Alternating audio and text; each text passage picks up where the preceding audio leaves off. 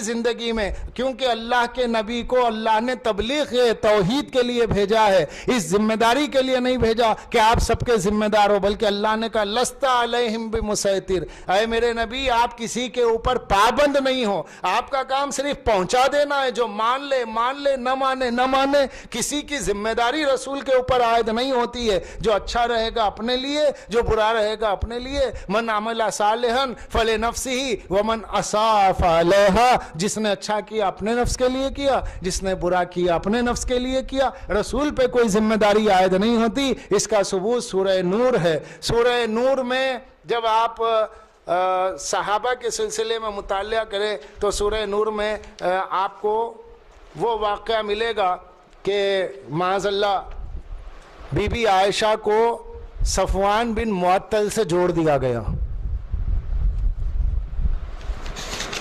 عجیب و غریب بات ہے، یہ تفسیر ابن کثیر ہے جو سارے یہودیوں، سارے خارجیوں اور سارے ناصبیوں کو پسند ہے۔ یہ تفسیر ابن کثیر میں لکھا ہوا ہے، یہ سورہ نور ہے، سورہ نور کی آیات ہیں۔ اب ان آیات کے سلسلے میں ملتا ہے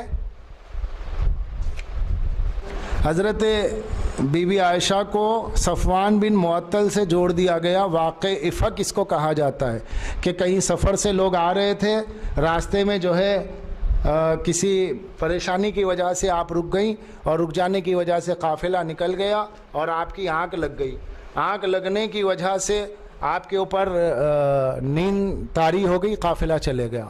اور پھر جب قافلہ آیا، دوسرا قافلہ آیا تو قافلہ نہیں تھا بلکہ صفوان بن معطل ایک اکیلے صحابی تھے جو آ رہے تھے اونٹ لے کر۔ انہوں نے دیکھا کہ یہ سو رہی ہے تو فوری انہوں نے کہا سبحان اللہ، اور جیسے ہی تسبیح کی آواز سنی تو یہ جاگی، اور جاگ کے انہوں نے استغفار کیا کہ ارے قافلہ چلے گیا، میں تو کسی ضرورت سے یہاں پر آئی تھی۔ اور اس کے بعد صفوان کے اونٹ پر بیٹھ گئی اور صفوان مہار لے کے چلنے لگے۔ جب یہ آئے ہیں تو مدینے میں منافقین نے یہ کہا کہ ارے بھائی صفوان کے ساتھ یہ آ رہی ہے، رسول اللہ کے پیچھے تھی۔ بہرحال الٹی سیدھی باتیں بی بی عائشہ کے بارے میں کرنے لگے، تو یہاں تک کہ خود ان کے جو خالہ زاد بھائی تھے ام مستہ، جو جنگ بدر میں رسول اللہ کے ساتھ جنگ کرے کفار کے ساتھ، انہوں نے بھی شر پھیلانا شروع کیا، لوگوں کے درمیان میں کہا کہ ہاں مجھے بھی ایسا لگتا ہے، کچھ غیر غلط باتیں کی، جس کی اطلاع انہیں ہوتی رہی۔ تو حضرت حسان ابن ثابت جو رسول اللہ کے صحابی ہے، مستاح جو جنگ بدر میں رسول اللہ کے صحابی ہیں، اور ایک صحابہ ہے کہ 3 اصحاب ہیں جنہوں نے رسول اللہ کی بیوی پر تہمت باندھی اور دوسرے سے جوڑ دیا، اور وہ شخص قسم کھاتا تھا اللہ کی قسم وہ میری ماں ہیں، جو جوڑ رہے ہیں مجھے وہ غلط ہے۔ یہاں تک کہ رسول اللہ نے مولا علی سے پوچھا اور دیگر اصحاب سے پوچھا تو مولا علی نے صاف کہا یا رسول اللہ عورتوں کی کوئی کمی نہیں ہے، اگر آپ کو لگتا ہے کہ کسی قسم کی کوئی بات ہے تو آپ کے لیے کمی عورتوں کی نہیں ہے۔ یہ بات محترمہ کے دل میں چھپ گئی اور لوگوں نے کہا کہ نہیں ہو سکتی۔ تو تاریخ اور روایات اور سیرت کی کتابوں میں ملتا ہے کہ اس کے بعد اللہ نے اپنے حبیب کی عظمت کو بچانے کے لیے، اپنے نبی کی عزت کو رکھنے کے لیے اللہ نے قرآن میں آیتیں بھیجی، اور جن صحابہ نے جنگ بدر میں جو رسول اللہ کے ساتھ لڑنے والے تھے، اس نبی کی عزت کو بچانے کے لیے اللہ نے اس بی بی کو جنہوں نے بدنام کیا تھا، بی بی عائشہ کو جنہوں نے بدنام کیا تھا، تہمت دی تھی صفوان کے ساتھ جوڑ کر، ان کو نبی کی زندگی میں کوڑے لگائے گئے، ہر ایک کو 80 کوڑے لگے۔ یہ صحابہ تھے۔ تو اب جو رسول کی زوجہ پر تہمت اٹھا کر کے نبی کی زندگی میں کوڑے کھائے ہوں، ہم ایسے صحابہ کو نہیں مان سکتے، کیونکہ صحابہ میں اچھے بھی ہیں برے بھی ہیں۔ اس کا ثبوت تاریخ ابن کثیر، یہ تفسیر ابن کثیر میں موجود ہے، اور تفسیر ابن کثیر کی یہ جلد جو آپ کے سامنے پیش نظر ہے انشاءاللہ اس کو بھی ہم سامنے رکھتے ہیں، دکھا دیں گے آپ کو، تفسیر میں موجود ہے۔ تفسیر ابن کثیر ہے، اس کی جلد نمبر 3 ہے، جو عمران کی بہت پسندیدہ تفسیر ہے، اور عمران کے عقیدے والے جتنے بھی نصیدی خارجی ہیں سب کی پسندیدہ ہے۔ اس کے اندر موجود ہے ان آیتوں کے اترنے کے بعد، یعنی ان کی پاک دامنی میں جو آیتیں اتری، اس تفسیر کے مطابق جو ان کی پاک دامنی میں آیتیں اللہ نے نازل کی نبی کی عزت کو واضح کرنے کے لیے کہ میرے نبی کی بیوی پاک دامن ہے، جب یہ آیتیں نازل ہوئی تو بی بی عائشہ فرماتی ہیں چونکہ اس شر کے پھیلانے میں حضرت مستہ بن اثاثہ بھی شریک تھے. یہ مستہ بن اثاثہ کون ہے؟ ان کے خالہ زاد بھائی ہیں اور جنگ بدر میں ہیں اور رسول اللہ کے اولین صحابیوں میں ہیں. اور خود ان کے خلاف یہ کیا کہہ رہی ہے؟ انہوں نے میرے خلاف شر پھیلایا. اب یہ تین آدمی حمنا، مستہ، حسان بن ثابت اور عبداللہ بن ابی منافق تھے. یہ سب کا بڑا تھا. اب یہ تفسیر ابن کثیر ہے. اب اس میں بہت بڑی بات پیدا ہو رہی ہے. اگر اس کو کوئی غور کر لے تو یہ دیکھیں بہت بڑی بات پیدا ہو رہی ہے. تفسیر ابن کثیر کا سورہ نور ہے، سورہ نور ہے، صفحہ نمبر 44 ہے، جلد نمبر 3 ہے. حمنا، مستہ اور حسان ابن ثابت کے لیے تو یہ ثابت ہے یہ جنگ بدر میں رہے. جو جنگ بدر میں رہا ہو اس کا بہت بڑا مقام ہے. صحابہ، وہ صحابہ میں نمبر 1 پہلے درجے میں آتے ہیں صحابہ کی عظمتوں میں جو جنگ بدر میں رہے.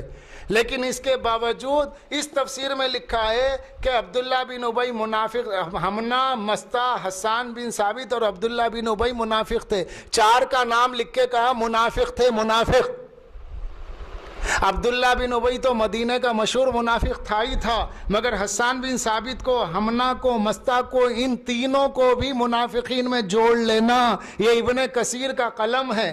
اور اس کے بعد کہتے ہیں عبداللہ بن ابی ان سب کا بڑا تھا، یعنی عبداللہ بن ابی بڑا منافق تھا، یہ تینوں چھوٹے منافق تھے.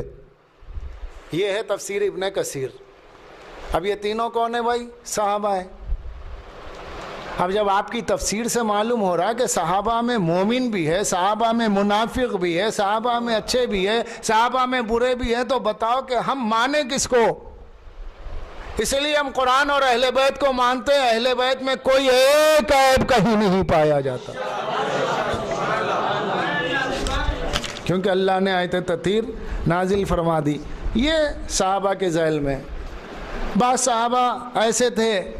سورہ نساء ہے، سورہ نساء کے اندر آپ کو ملے گا اسی تفسیر ابن کثیر کا پہلی جلد ہے. پہلی جلد میں 5 پاروں کی تفسیر ہے اور یہ مکمل میں نے دیکھی ہے اور جو میری نظر میں گرفت نظر میں جو آ جائے میں اس کو پیش کر رہا ہوں. یہ اس تفسیر میں آپ کو یہ ملے گا کہ بعض صحابہ ایسے تھے جو مکے میں اس بات کو دیکھتے تھے کہ مسلمانوں پہ، صحابہ پہ کافروں کا بڑا ظلم ہو رہا ہے، تو وہ کہتے تھے کہ اللہ ہمیں جہاد کا حکم بھیج دے تاکہ ہم لڑیں. تو اللہ نے جہاد کا حکم بھیج دیا اور وہ پوری آیت ہی ہے جس کو میں آپ کو سنا دوں. سورہ نساء کی آیت ہے کہ جہاں شروع ہوتی ہے الم تر الی الذین قیل لهم کفوا ایدیکم واقیموا الصلاۃ وآتوا الزکاۃ، یہاں سے شروع ہو رہی ہے. کیا تم نے انہیں دیکھا جنہیں حکم کیا گیا تھا کہ اپنے ہاتھوں کو روکے رکھو؟ کیسے روکے رکھو؟ جہاد سے، لڑنے سے، اور نماز پڑھو، زکوٰۃ دو. پھر جب ان لوگوں کو جہاد کا حکم دیا گیا اسی وقت ان کی ایک جماعت لوگوں سے اس قدر ڈرنے لگی. اب یہ صحابہ کا حال ہے، یہ قرآن ہے، یہ کوئی شیعوں کی کتاب نہیں ہے. یہ صحابہ کا حال ہے، قرآن ہے. صحابہ میں اچھے بھی ہیں، برے بھی ہیں. جو بہادر صحابہ ہیں، جو مجاہد صحابہ ہیں، جنہوں نے ہجرت کی، جہاد کیا، فداکاری کی، جان نثاری کی، جنہوں نے نبی کو تنہا نہیں چھوڑا، ہم ان صحابہ کی عظمتوں کو سلام کرتے ہیں. لیکن جن کا حال خود قرآن میں لکھا ہوا ہے کہ یہ لوگ ان کے بارے میں اللہ فرما رہا ہے کہ نماز پڑھو، زکوٰۃ دو، اپنے ہاتھ کو روک کے رکھو، تو جب ان لوگوں کو جہاد کا حکم دیا گیا اسی وقت ان کی ایک جماعت لوگوں سے اس قدر ڈرنے لگی جیسے اللہ کا ڈر ہو. یہ قرآن کی آیت ہے. فَلَمَّا كُتِبَ عَلَيْهِمُ الْقِتَالُ إِذَا فَرِيقٌ مِّنْهُمْ يَخْشَوْنَ النَّاسَ كَخَشْيَةِ اللَّهِ أَوْ أَشَدَّ خَشْيَةً، یہاں تک کہ اللہ سے زیادہ یہ لوگ بندوں سے ڈرنے لگے.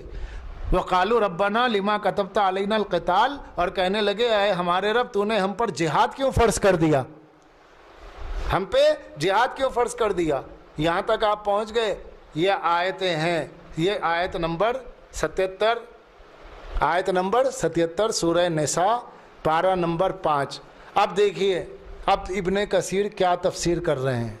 ابن کثیر کہتے ہیں جب کوئی صورت اتاری جاتی ہے اور اس میں جہاد کا ذکر ہوتا ہے تو بیمار دل چیخ اٹھتے ہیں اور ٹیڑھے تیوروں سے تجھے گھورتے ہیں اور موت کی غشی والوں کی طرح اپنی آنکھیں بند کر لیتے ہیں. ان پر افسوس.